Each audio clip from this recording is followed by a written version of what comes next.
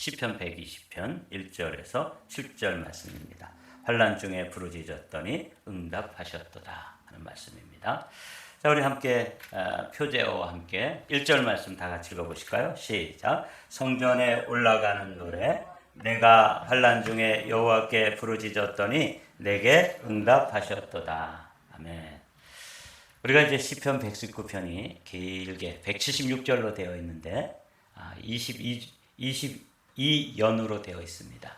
그러니까 단락이 22단락으로 되어 있는데 그 시편 119편을 이제 다 묵상을 마치고 오늘은 시편 120편을 묵상하도록 하겠습니다. 근데 이 시편 120편부터 또 15절, 15챕터죠. 15편이 또 표제어가 똑같이 되어 있어요. 성전에 올라가는 노래, 또 다윗이 성전에 올라가는 노래, 이렇게 지금 120편부터 134편까지 15편이 똑같은 표제어로 되어 있는데 오늘 그 첫 번째 성전에 올라가는 노래를 함께 나누도록 하겠습니다. 이건 이제 성전에 올라간다 그러면 예루살렘 지형이 높은 곳에 있기도 하지만 또 우리도 이제 서울로 갈 때 어디서든지 서울로 올라간다 그러잖아요. 그것처럼 거기에 성전이 있고 그곳을 늘 높게 생각하기 때문에 성전에 올라간다. 그렇게 이제 히브리 사람들도 표현하고 있습니다. 그들은 1년에 3번 성전에 올라가도록 되어 있습니다. 절기가 봄절기, 여름절기, 또 가을절기 이렇게 있죠. 봄절기는 이제 6월절인데 6월절, 무교절, 초실절 이게 이제 봄절기입니다. 그래서 이 6월절에 하나님 앞에 나가서 누구나 남자들 20세 이상의 남자들은 다 성전에 올라가서 주님 앞에 자신을 이렇게 배워야 합니다. 또 여름절기로는 이제 오순절이 있는데 그때도 또 하나님 앞에 성전에 올라가는 것이죠. 그다음에 이제 가을절기는 초실절이라고 되어 있는데 이 초실절에도 또 하나님께 나아가서 경배하고 성전에 올라가야 된다. 그때 이제 그 성전에 올라가면서 하나님께 드리는 찬양의 시들이 15편이나 되는 것인데 이 시편 120편 보면 내가 환난 중에 여호와께 부르짖었더니 내게 응답하셨도다. 이 아주 너무나 반복되는 성경 찬양 시이기 때문에 그냥 뭐 심드렁해요. 그러나 이 시편 120편 2절부터 보면 여기 1절과는 분위기가 사뭇 다른다는 것을 알 수가 있어요.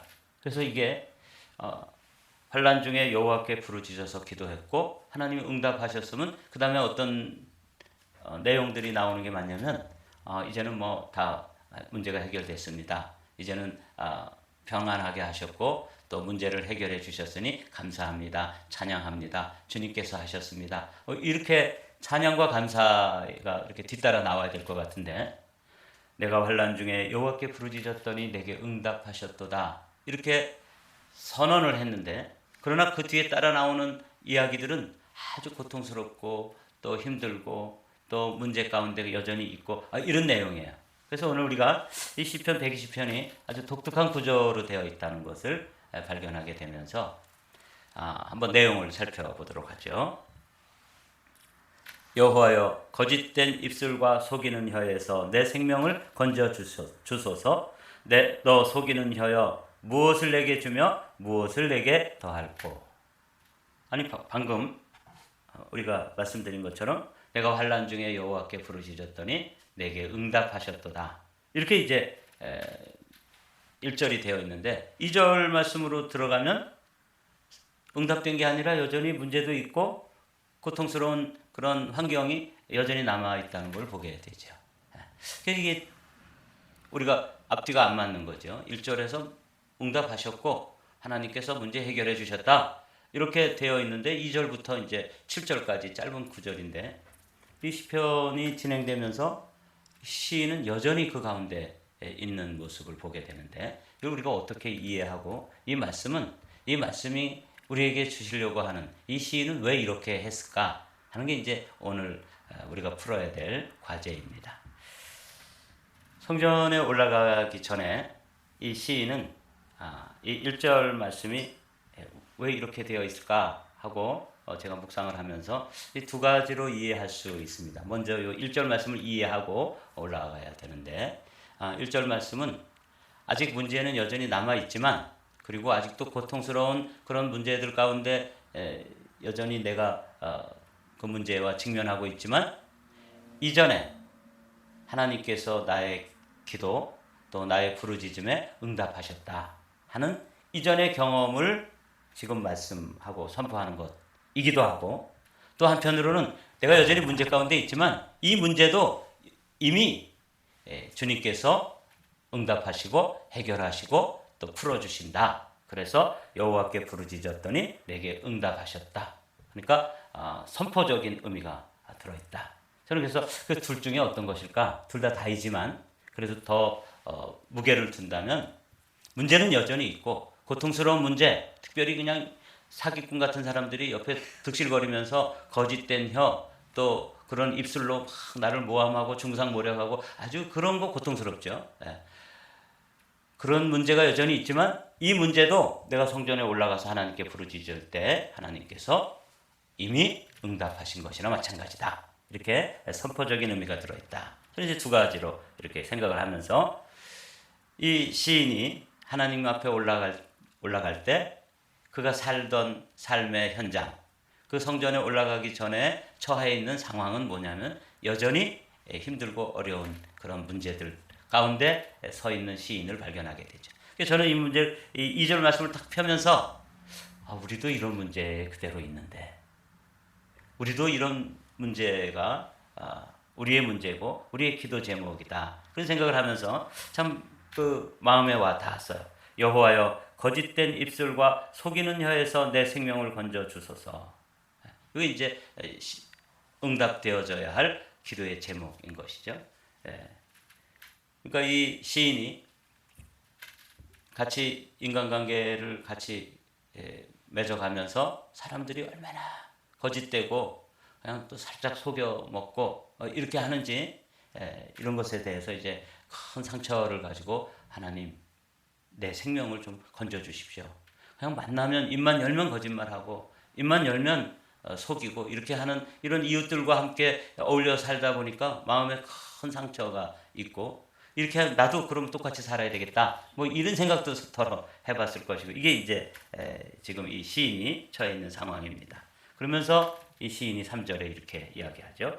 너 속이는 혀여 무엇을 내게 주며 무엇을 내게 더할꼬. 너 그렇게 거짓말 많이 하고 입술로 험한 말 하고 또 속이고 사기치고 이렇게 사는데 너 어떻게 하나님의 그 징계와 심판을 다 당하려고 그러냐. 너 정말 얼마나 큰 어려움을 당하려고 하나님께서 너에게 쏟아 부어질 재앙이 얼마나 큰지는 알고 있느냐. 그러면서 그 입술로 또 속이는 혀로 짓는 죄에 대해서 하나님께서 그거 다 심판하시고 그 재앙으로 퍼부으실 것이다. 이렇게 이제 이야기하면서 너 속이는 혀여 무엇을 내게 주며 무엇을 내게 더할꼬. 그 입술로 지었던 그 죄에 대한 값을 어떻게 다 치르려고 그러냐. 이렇게 이제 질문을 하는 것이죠.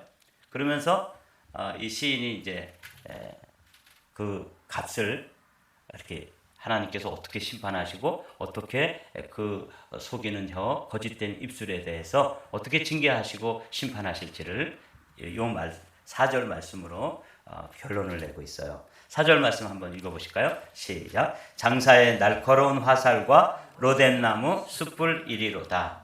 이게 거짓된 입술, 속이는 혀에 대해서 그 히브리 사람들이 그렇게 아주 그냥 사람들을 잘 속여먹고 입만 열면 거짓말하고 사기치고 이런 사람들에 대한 보응, 그런 사람들에 내리는 하나님의 심판을 이렇게 표현했어요. 그러니까 그 사람들이 그 혀로, 즉 날카로운 혀로 사람들에게 상처를 주고 아픔을 주고 속이고 그랬던 사람들에게 하나님께서 날카로운 화살로 그 혀를 뚫어내는 거죠.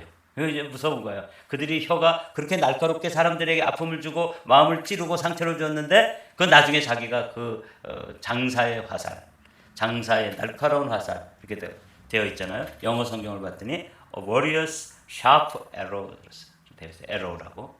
그러니까 아주 날카로운 화살이 뚫고 들어올 때 그때 그 통증과 아픔, 지금 이 혀로다가 그렇게 심었는데 그걸 자기가 이제 거두게 될 것이다. 이렇게 말하는 거죠.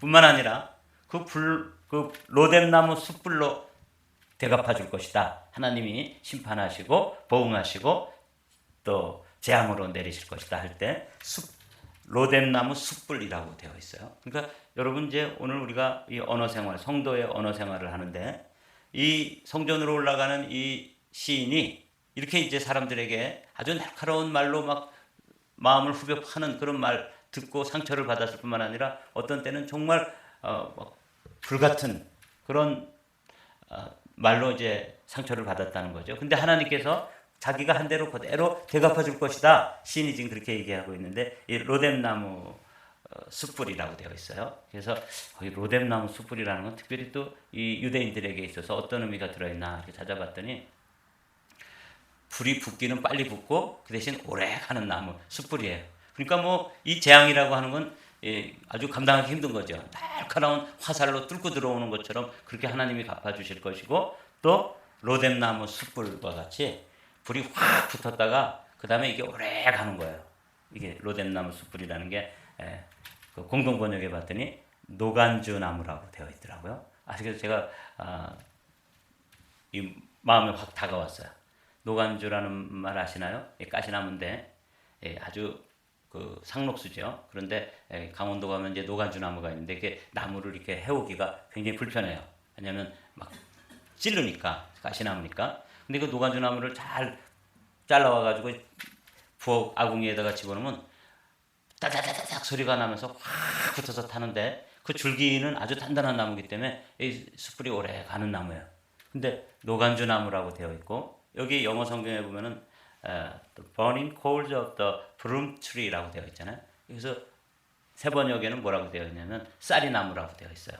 이 쌀이나무도 아주 불이 잘 붙고 그 대신 단단하기 때문에 아주 오래 불이 타고 아주 불이 화력이 좋은 나무가 이 쌀이나무예요. 쌀이나무 숯불로 너에게 갚아주고 아니면 노간주 나무의 숯불로 갚아준다. 그래서 공동 번역에는 노간주 나무로 또 새 번역에는 쌀이나무로 또 우리 개역개정판에는 그대로 원어대로 로뎀나무 숯불로 하여튼 이 말로 사람들에게 상처 주고 그렇게 그냥 거짓말하고 또 사람들을 속이고 그랬던 거는 하나님께서 이 두 가지 날카로운 화살과 로뎀나무 숯불로 너 대갚아 줄 거야. 하나님께서 그렇게 심판하실 거야. 이렇게 시인이 이제 시를 쓰고 있는 것이죠.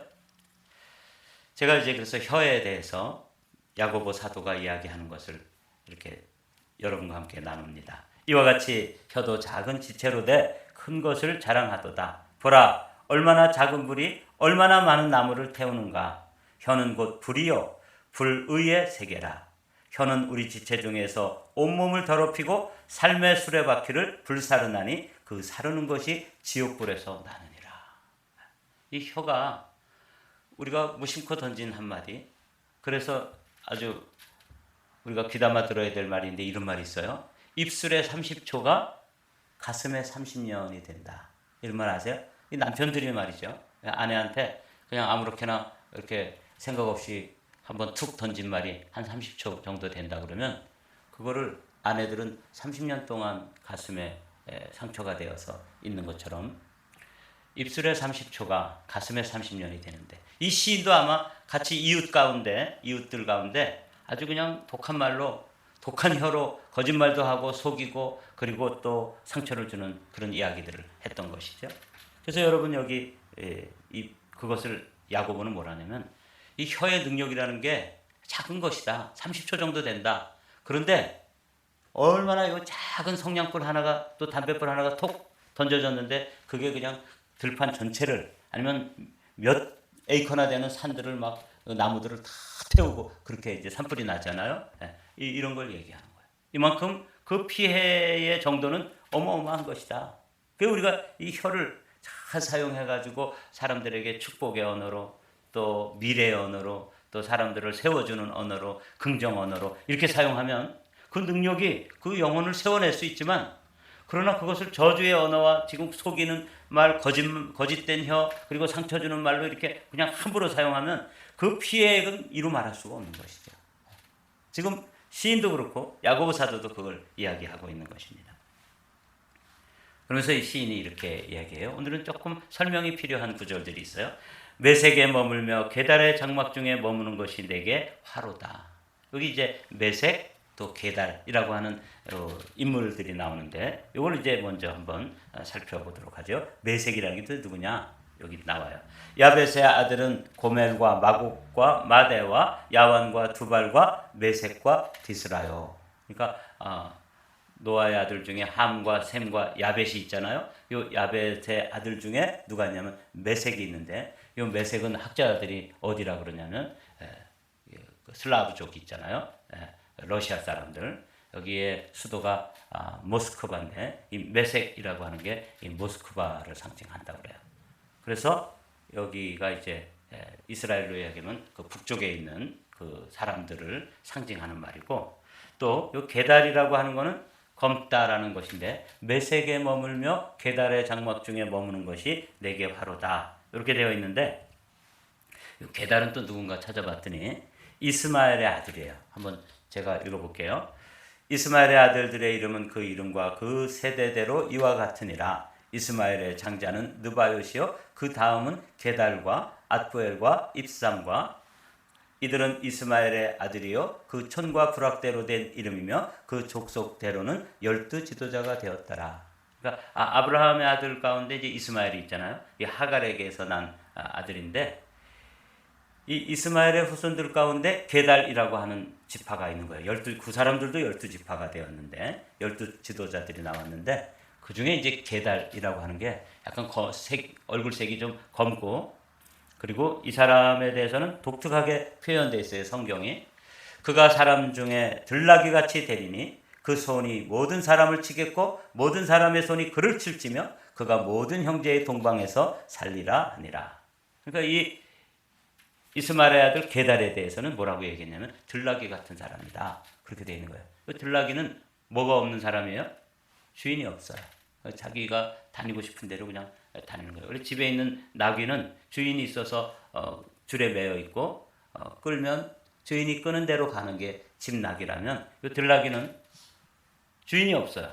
그래서 자기 멋대로 그냥 들나귀처럼 다니면서 근데 요 게달, 메색 요 두 족속은 아주 호전적이고 그 사람들에게 약탈을 일삼고 그런 사람들이 여기 보면은 모든 사람을 그 손이 모든 사람을 치겠고 모든 사람의 손이 그를 칠지며 그러니까 뭐 서로 막 치고 받으면서 그렇게 사는 사람들 중에 대표적인 사람이 게달이라는 거예요. 메색도 아주 호전적이고 이런 사람들을 이야기하거든요. 그들 가운데 이렇게 사는 거예요. 그러니까 우리의 형편을 이야기하는 거죠. 우리도 우리 이웃 가운데 이렇게 게달 같은 사람 또 메색과 같은 사람 그들과 어울려서 살다 보니까 이 착한 사람들은 늘 마음의 상처를 받고 그들의 또 그 입술이 얼마나 험하고 거른지 뭐 거짓말도 하고 사기도 치고 또 마음의 상처도 주고 이러면서 사는데 그 가운데서 살다가 지금 어디로 올라가고 있는 거예요? 그런 문제를 그대로 안고 성전에 올라갔다 그 말이에요. 이게 이제 우리들의 사는 이야기죠. 그래서 6절, 7절이 이제 마지막 구절인데 이렇게 되어 있어요. 내가 화평을 미워하는 자들과 함께 오래 거주하였도다. 나는 화평을 원할지라도 내가 말할 때 그들은 싸우려 하는도다. 이 시인이 지금 처해 있는 그 상황을 2절부터 7절까지 짧은 구절이지만 제가 읽으면서 우리하고 비슷하게 살았구나. 우리도 이렇게 거짓말하는 사람, 또 사기치는 사람, 상처 주는 사람 그들 가운데서 마치 누구? 메색과 같은 사람, 게달과 같은 이런 족속들 가운데서 살다가 지금 여러분들이 하나님 전에 나온 거죠. 그래서 우리는 뭘 원해요?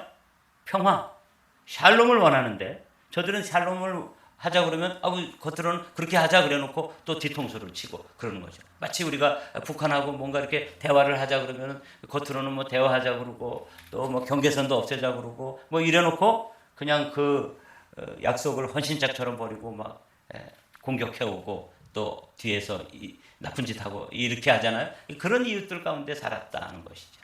그러면서 그가 1절에 뭐라고 선포하고 있어요? 이런 문제, 이런 상황 가운데, 이런 어려운 가운데서도 내가 이제 살다가 절기가 되어서 하나님 성전에 올라가면서 그 문제를 주님께 올려드리면 내가 환난 중에 부르짖었더니 여호와께서 내게 응답하셨도다. 이 선포를 가지고 이 믿음을 가지고 나가는 거예요. 그래서 제가 참 이 시편이 120편이 우리의 마음속에 공감이 돼요. 우리가 사는 현실하고 동일한 현실 속에서도 그 사람들과 같이 살지 않고 그 사람들과 똑같은 사람 되지 않고 믿음으로 말씀을 지키면서 하나님 앞에 나가서 문제를 해결받고 그들을 넘어서는 이 믿음의 사람의 모습 때문에 우리가 큰 교훈을 얻는 것이죠. 베드로전서 3장에 있는 말씀으로 결론을 얻기를 원합니다. 그러므로 생명을 사랑하고 좋은 날 보기를 원하는 자는 혀를 금하며 악한 말을 그치며 그 입술로 거짓을 말하지 말고 다 같이 있습니다. 시작. 악에서 떠나 선을 행하고 화평을 구하며 그것을 따르라. 오늘 시편 120편을 묵상하면서 이렇게 이 시인도 그 사람들하고 똑같이 하지 않고 거짓말을 하고 사기를 치고 상처를 주는 말을 하고 마치 화살로 찌르는 것처럼 불로 확 데우게 되게 하는 것처럼 이렇게 하는데도 이 사람은 어떻게 하는 거예요? 악에서 떠나 선을 행하고 화평을 구하며 그것을 따르는 그런 믿음으로 성전에 올라가고 있잖아요. 사랑하는 성도 여러분, 오늘도 우리가 이런 현실 속에서 살지만 오늘 이 베드로전서 3장 10절 11절에 있는 말씀처럼 우리도 악에서 떠나 선을 행하고 화평을 구하며 그것을 따르는 복된 성도들이 되시기를 주님의 이름으로 축복합니다.